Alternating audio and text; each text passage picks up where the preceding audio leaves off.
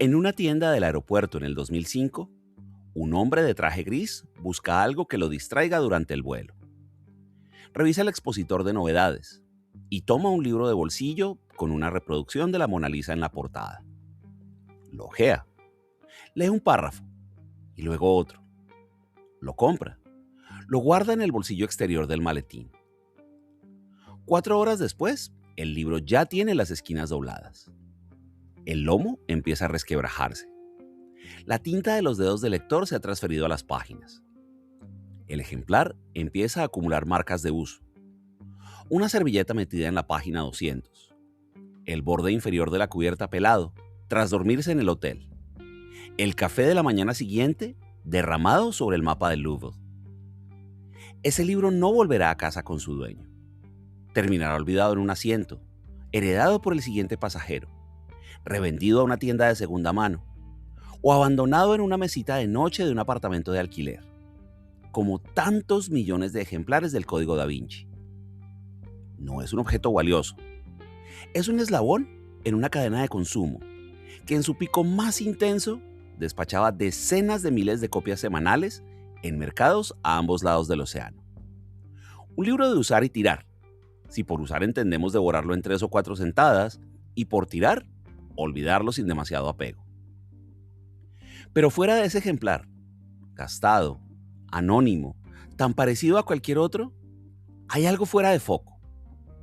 En sus páginas se habla del priorato de Sion, del gnosticismo, de la supuesta descendencia de Jesucristo y de la interpretación simbólica de los frescos de Leonardo. Y todo eso viaja en el mismo compartimento del avión donde van las bolsas de maní y las revistas de ofertas libres de impuestos. Siglos de arte, teología y ocultismo triturados en entretenimiento de escala industrial, circulando a 10.000 metros de altura, entre el ronroneo de las turbinas y el tintineo de los carros de bebida. Dan Brown nunca ocultó su método. Al contrario, lo ha narrado con la claridad de un ingeniero que muestra sus planos. 4 de la madrugada. El escritor se levanta, toma un batido de espinacas, proteína, la gimnasia química de la autoayuda productiva, y se sienta a escribir. A las 8 de la mañana, el grueso del trabajo ya está hecho. El resto del día puede dedicarlo a leer, a investigar, a responder en entrevistas en las que explicará una y otra vez cómo se hace un bestseller. Y Brown responde. No se esconde tras la cortina del misterio creativo. Describe su rutina con pausas cronometradas. Configura su computadora para que se congele 60 segundos cada hora y aprovecha ese minuto para hacer flexiones, abdominales o cualquier cosa que lo aleje de la silla. Escribir un thriller es para él una cuestión de ritmo y disciplina. No de inspiración vertiginosa, sino de organización minuciosa.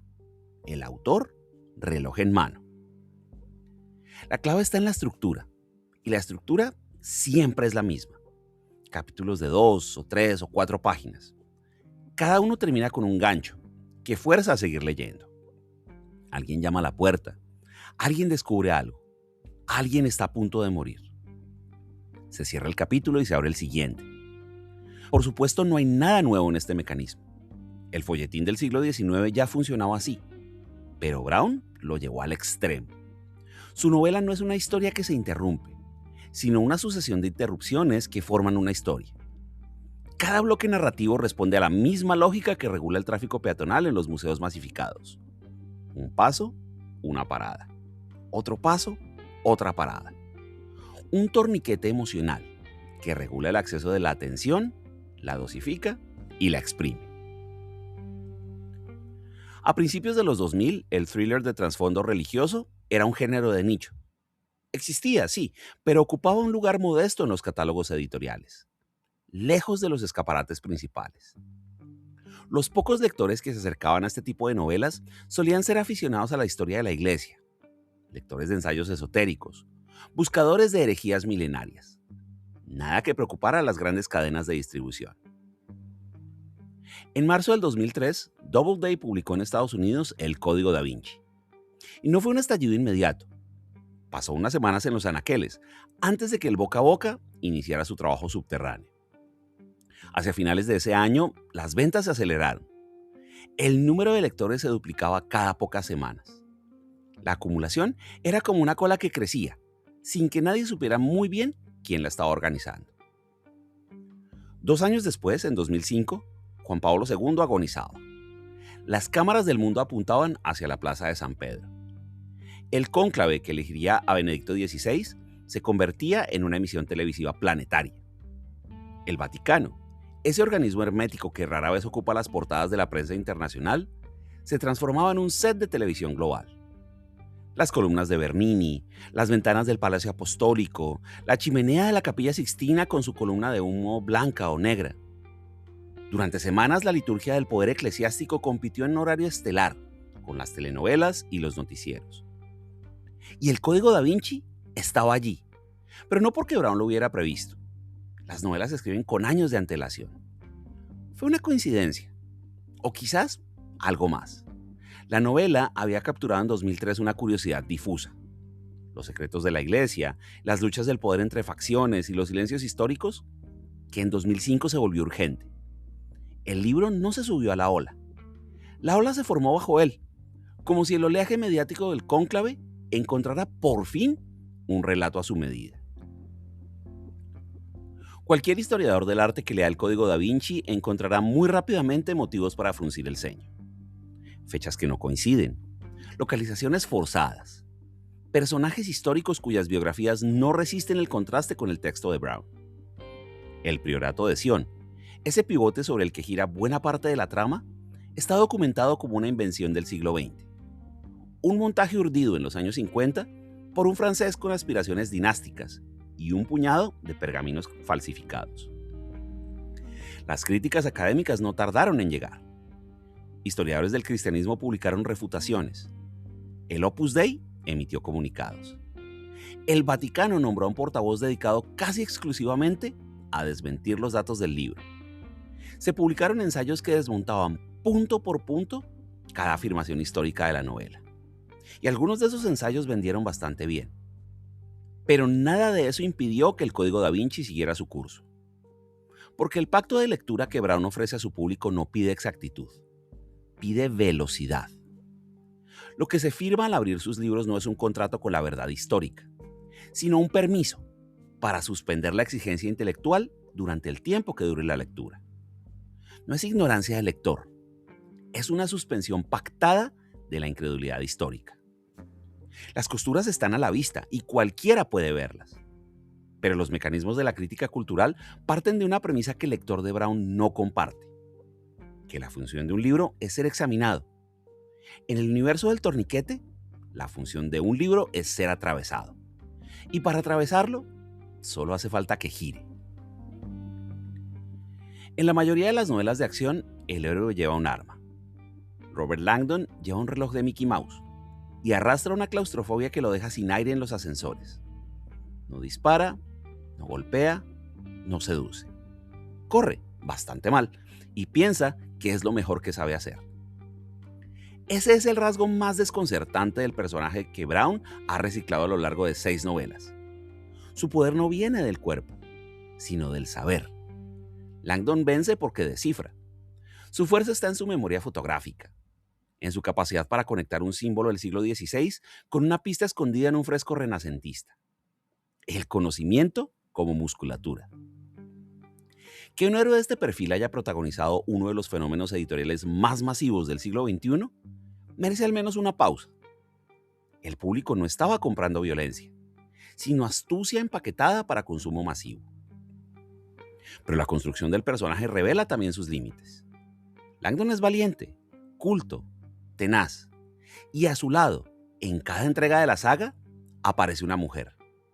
Siempre inteligente, siempre imprescindible para resolver el acertijo. Y siempre, sin excepción, un paso por detrás en la trama. Sophie Neveu, Victoria Vetra, Ambra Vidal, Sienna Brooks. Criptólogas, científicas, curadoras de museo. Sus currículums son impecables y su función narrativa es fija: facilitar, acompañar, desaparecer cuando la acción se intensifica. Hay un patrón, un reparto de roles que no se discute porque está naturalizado bajo la urgencia de la trama. El hombre piensa y resuelve. La mujer aporta el dato que él necesita, asiste a la iluminación ajena y se retira. Aquí no hay un discurso sobre feminismo ni sobre machismo, que no hace falta. Basta con observar la estructura. La fórmula que regula la atención también regula los cuerpos. Y en esa regulación, la cultura se reparte de un modo extrañamente tradicional. El saber profundo es masculino y la asistencia es femenina. La única vulnerabilidad que se le permite al héroe es su claustrofobia. La única fortaleza que se le exige a la compañera es su utilidad inmediata. En mayo del 2006, The Da Vinci Code se estrenó en el Festival de Cannes. Ron Howard dirigía y Tom Hanks interpretaba a Langdon. La película no era exactamente buena. Las críticas de Cannes fueron, en el mejor de los casos, bastante tibias. Pero eso era irrelevante. La máquina ya estaba engrasada. Los libros habían hecho su trabajo. La película no necesitaba convencer, solo necesitaba estar. La taquilla global superó los 750 millones de dólares. Pero la cifra es lo de menos. Lo relevante es lo que esa cifra representa: la transmutación de un fenómeno editorial en una franquicia global. Dan Brown había dejado de ser un escritor. Era una marca. Su nombre en la portada funcionaba como un logo. Prometía un tipo de experiencia reconocible antes incluso de que el lector leyera la primera página. Las siguientes novelas repitieron la misma fórmula. El símbolo perdido en 2009, Inferno en 2013, Origen en 2017. Todas con Langdon, todas con un código que resolver, todas con una fecha de entrega. Las portadas cambiaban de color, pero el mecanismo interior era idéntico. Los lectores lo sabían y seguían comprando. La previsibilidad no era un defecto, era la garantía del producto. Las adaptaciones al cine continuaron. Ángeles y Demonios e Inferno llegaron a las pantallas con el mismo reparto y la misma tibieza crítica. Pero el vínculo entre la página y la pantalla ya no se evaluaba en términos artísticos, se evaluaba en términos de marca. Dan Brown inventó un torniquete, una máquina simple, gira sobre un eje, siempre igual, regula el paso, no pregunta la edad o la procedencia o el nivel educativo, no exige credenciales ni formación previa, solo pide un billete y empuja hacia adelante. Y lo que hay al otro lado es lo de menos. Antes del código Da Vinci, conceptos como el gnosticismo o el priorato de Sion o la criptografía o el simbolismo renacentista no pertenecían al vocabulario del entretenimiento masivo. Eran asuntos para seminarios académicos, para lectores especializados, para círculos iniciáticos o para la curiosidad solitaria de un bibliófilo con algo de tiempo. Para acceder a ese territorio hacía falta una llave. Había que saber buscar. Había que tener paciencia. Brown abolió la llave e instaló en su lugar el torniquete. Cualquiera podía pasar. Bastaba con comprar el libro, o pedirlo prestado, o encontrarlo en la mesita de noche de un hotel. La puerta giratoria democratizó el acceso a salas que hasta entonces estaban reservadas a unos pocos. Y en esa democratización hay un gesto generoso, innegable. Millones de personas sintieron, quizá por primera vez, la curiosidad de saber qué hay detrás de un fresco de Leonardo, o qué discute realmente un concilio ecuménico. El problema es que el torniquete no selecciona la dirección. Abre la puerta, sí, pero al mismo tiempo que permite la entrada, desgasta lo que toca. La misma maquinaria que despierta la curiosidad por la última cena, la reduce a un meme. Los siglos de teología que sostienen el andamiaje del cristianismo se convierten en un sudoku. El misterio se vuelve soluble en 300 páginas. Las condenas eclesiásticas no se hicieron esperar. Llovieron los dosieres, los desmentidos oficiales, los libros que refutaban otros. Mientras tanto, en París, las colas para ver la pirámide invertida del Louvre se duplicaron. Turistas que jamás habían pisado un museo llegaban con el ejemplar subrayado, buscando en las piedras lo que habían leído en el papel. El recorrido no iba del lugar hacia el conocimiento, sino de la ficción hacia el lugar. Hay un detalle que suele pasar inadvertido y que sin embargo funciona como la llave maestra de toda la operación. Antes de que empiece la novela, antes del primer capítulo, antes incluso de la primera página de la trama, Dan Brown coloca una nota. 3 líneas escuetas al inicio del Código Da Vinci, que dicen así: todas las descripciones de obras de arte, documentos, arquitectura y rituales secretos que aparecen en esta novela son veraces. No es un prólogo, no es una advertencia, es un disparo de salida. Esa nota instala una ambigüedad que Brown jamás se ha preocupado por resolver, porque ninguna de sus novelas es un documental, pero ninguna es del todo una invención. El dato está manipulado, la cronología está alterada, la interpretación es tendenciosa. Y sin embargo, la nota permanece ahí, flotando sobre la primera página, como un sello de autenticidad que el lector recibe sin discutir. Lo que Brown fabricó con ese gesto no fue una novela histórica, fue una categoría nueva, la ficción documentada. Un espacio donde la verdad y la mentira no se oponen, sino que se frotan una contra otra, hasta producir una chispa pequeña, persistente, adictiva. El universo conspiranoico que despliegan sus libros no tiene la densidad de un Pynchon ni la erudición laberíntica de un Eco. En Pynchon, la conspiración no se resuelve porque no puede resolverse. El mundo es demasiado complejo para caber en una explicación. Pero en Brown, esa conspiración sí se resuelve, y se resuelve siempre. Es un sudoku, diseñado para ser completado en 300 páginas. Difícil, pero soluble. Y esa solubilidad es el motor de la máquina, porque el lector no se enfrenta al abismo de lo inexplicable. Se enfrenta a un acertijo que, con la ayuda de Langdon y sus explicaciones didácticas, podrá comprenderse antes de que se apague la luz del avión. Esa es la fábrica de creer que Brown puso en marcha. No pide fe, no pide adhesión, pide algo más modesto y más irresistible.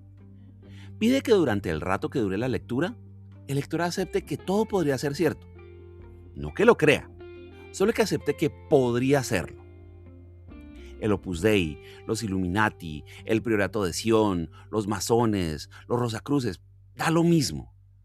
La materia prima no es la verdad histórica, es la verosimilitud, administrada en dosis pequeñas, capítulo a capítulo, giro a giro. El torniquete no distingue entre lo auténtico y lo falso. Solo exige que la entrada sea fluida. En la iglesia de Saint-Sulpice, en París, hay un cartel. Está colocado junto al meridiano de bronce que recorre el suelo de la nave. Una línea dorada incrustada en la piedra que atrae a los turistas desde hace 2 décadas. El cartel dice, en varios idiomas, que la línea no es el meridiano cero, que no es un vestigio templario, que no esconde ningún código secreto. Dice, en otras palabras, que Dan Brown se equivocó. El cartel existe porque la novela existe. Sin el Código Da Vinci nadie preguntaría por ese meridiano. Sin el libro, la iglesia de Saint-Sulpice seguiría siendo lo que fue durante siglos. Un templo parisino, algo apartado de los círculos turísticos, frecuentado por fieles y por algún melómano que quiere conocer su órgano monumental. Hoy, el meridiano de Saint-Sulpice es una parada obligatoria de los tours temáticos que recorren los escenarios de la novela. Pero no es un caso aislado. En la capilla Roslin, en Escocia, las visitas se multiplicaron por 10 después de que Brown la convirtiera en el escenario final de su historia. En Roma, los guías turísticos añadieron a sus recorridos las fuentes de Bernini, que Brown menciona en Ángeles y Demonios. En Milán, turistas que jamás habían oído hablar de la Última Cena hacen cola para ver el refectorio de Santa María delle Grazie, buscando en el fresco lo que la novela dice que está ahí: la figura de María Magdalena, la supuesta amenaza del cuchillo invertido, los códigos ocultos en la disposición de las manos. La ficción modifica la realidad física. Gente que viaja no para ver un lugar, sino para ver lo que leyó. La literatura funciona como agencia de viajes, la página como anticipo del paisaje. Hay algo inquietante en ese eco, y también algo conmovedor. Personas que nunca se habían interesado por el arte renacentista, o por la arquitectura barroca, o por la historia de los concilios ecuménicos, se encuentran de repente delante de un cuadro o de una catedral, con un ejemplar subrayado en la mano y una pregunta en los labios. Una pregunta que sin el libro jamás se hubieran formulado. No importa si la pregunta está mal planteada. No importa si la respuesta que ofrece la novela es incorrecta. Lo que importa es que la pregunta existe. Que el torniquete, al girar, ha depositado a millones de personas delante de una piedra, de una pintura, de un meridiano, y les ha dado una razón para mirar. Millones de personas abrieron por primera vez una novela que hablaba de historia del arte, de símbolos, de religión, porque Brown les tendió un pasillo sin obstáculos. Lo que encontraron al final del pasillo es otra cuestión. Algunos cerraron el libro y nunca volvieron a pisar un museo. Otros, en cambio, buscaron más. Descubrieron a Eco, a Yourcenar, a Graves. Descubrieron que detrás del Sudoku había un laberinto mucho más vasto y sin solución. El torniquete, para ellos, fue una puerta de entrada a una sala que ya no necesitaba torniquete. Pero la mayoría se quedó en el umbral. Leyó, se entretuvo y olvidó. La novela fue un paréntesis de ocio, no un despertar intelectual. Y aquí es donde Brown deja una pregunta que no cierra. Una pregunta que quizá ni siquiera se plantea, pero que queda suspendida sobre su obra como una niebla fina. ¿Puede un entretenimiento masivo despertar una curiosidad genuina o solo simula el gesto de preguntar? Brown nunca ha respondido a esa pregunta, y no tiene por qué. Su trabajo no era construir un nuevo paradigma cultural, era instalar un molinete que girara sin parar. Y lo hizo. Lo que ocurre después de que el lector atraviese ese molinete ya no pertenece al autor. Pertenece al lector, o al azar, o a la combinación impredecible de ambos. Esa cerradura sin puerta, ese picaporte que gira en el vacío, es quizá el legado más durable de Brown. No dejó una tesis, no dejó una escuela, no dejó una revolución literaria. Dejó un gesto, 1.000.000 de puertas entreabiertas que cada cual cierra o atraviesa como puede. Una casa de alquiler vacacional, cualquier costa, cualquier ciudad, da igual. En la mesita de noche hay un ejemplar de Ángeles y Demonios. Y no es nuevo. El lomo está quebrado en varios puntos. La portada tiene una mancha circular, quizá de una taza de café o de un vaso con hielo. Alguien dejó un marcador de páginas en la página 112. Un trozo de cartón de un billete de metro o el recibo de una compra ya olvidada. El libro no pertenece a nadie. Lo dejó un huésped anterior. El próximo lo leerá, o no. Quizá lo mueva de sitio para dejar las llaves del auto. Quizá lo guarde en un cajón. Y quizá, una noche de lluvia, lo abra. Es un objeto insignificante, un desecho del ocio. Un recuerdo impreciso de una historia que en su momento atrapó a quien lo leía y que ahora no reclama a nadie. Pero está ahí. Ocupa su lugar en el mobiliario, en ese limbo de los objetos que no se quieren lo suficiente como para guardarlos en la maleta, ni se desprecian lo suficiente como para tirarlos a la basura. Ese libro resume, sin pretenderlo, la trayectoria de Dan Brown. No es un documento, no es una reliquia, no es una obra de arte. Es un resto, un residuo de entretenimiento que ha logrado, sin embargo, infiltrarse en los rincones más anónimos de la geografía doméstica. La mesita de noche de un apartamento de alquiler, el bolsillo de un asiento de avión, la estantería de una sala de espera. Lugares donde la buena literatura no suele estar. Brown no inventó un nuevo modo de escribir, inventó un nuevo modo de estar. Un modo en que los libros no se quedan en la biblioteca, sino que circulan, se degradan, se extravían y se heredan sin testamento. Objetos que se tocan, se manchan, se olvidan y que de vez en cuando, en algún momento inesperado, vuelven a abrirse. Esa es quizá la forma más silenciosa de permanencia. No es la posteridad de los clásicos, no es la reverencia de los académicos. La permanencia del objeto modesto que nadie reclama y nadie retira. El libro que no se lee, pero que tampoco se tira. En la mesita de noche, el Código Da Vinci espera al próximo huésped. Gracias.